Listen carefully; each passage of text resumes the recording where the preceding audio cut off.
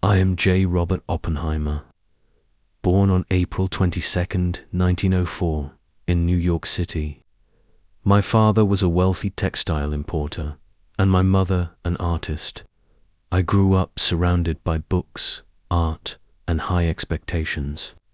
By the time I was a teenager, I was already devouring physics texts and writing letters to great scientists. I wasn't athletic. I wasn't social, but I was determined to understand the universe.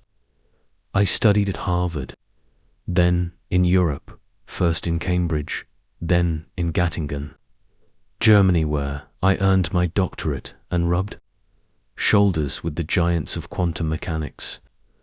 I returned to America in the 1930s, teaching at Caltech and Berkeley. I was intense, restless, often quoting poetry or Sanskrit between lectures on theoretical physics. I was fascinated not just by science, but by philosophy, literature, politics and, yes, the threat of fascism. When World War II broke out and the race to build an atomic bomb began, the US government needed someone who could lead a team of the world's best scientists.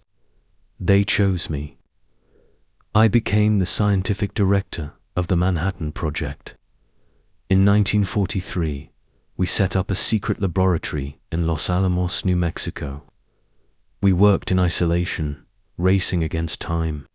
Physicists, engineers, military personnel, we were all chasing a terrifying idea, splitting the atom to unleash energy never before seen by mankind.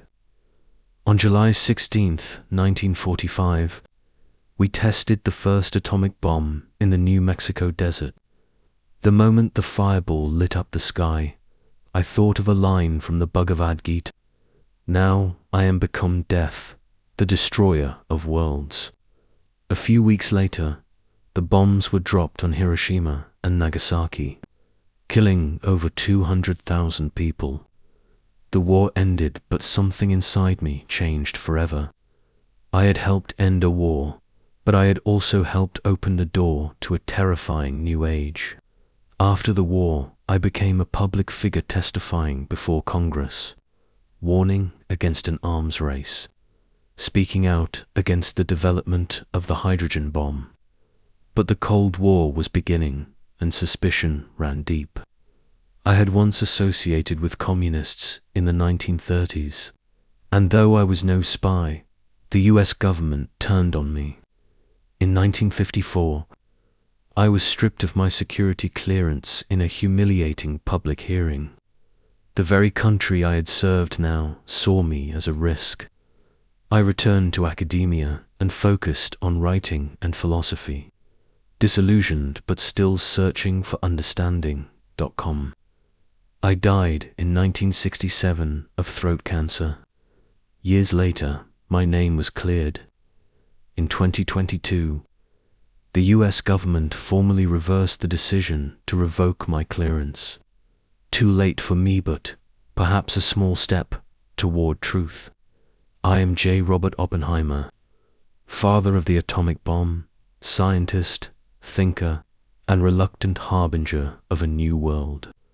I gave mankind the power to destroy itself, and I spent the rest of my life trying to stop it from doing so.